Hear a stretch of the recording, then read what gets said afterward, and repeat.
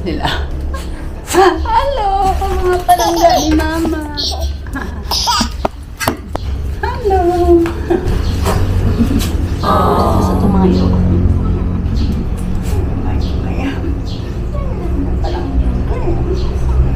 Parang hindi yan ni Mama. Dance mo na si Kaka.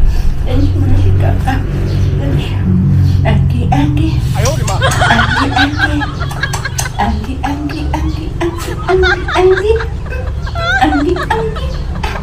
Anggi, Anggi.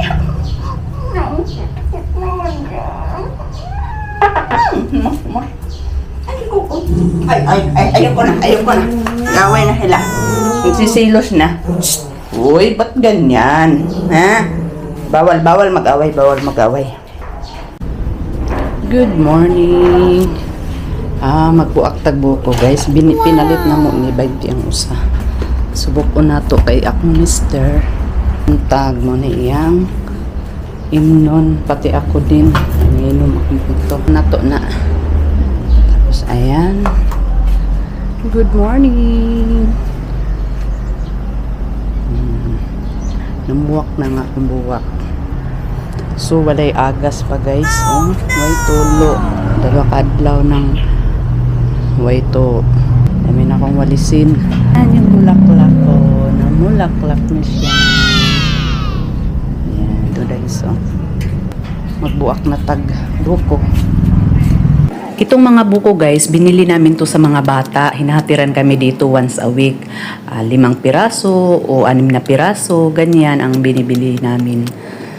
Para makainom si Puti at ako rin umiinom tuwing umaga. Kasi alam mo naman yung asawa ko panay tagay, so mas maigi na lang mayroong buko juice para panlinis sa kanyang liver. Ang sarap, manamis. Yan siya. Puno na. Puno ng ating lagayan. Ilagay ko na sa ref.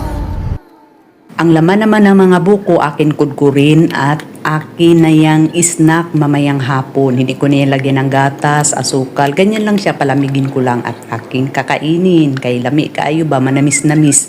Fresh. Yan, may snack na ako unya.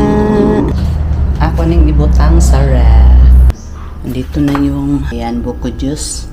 Palamigin yan kasi masarap pag malamig. Kaya kainin ko yan. May snack na ako. Thank you for watching.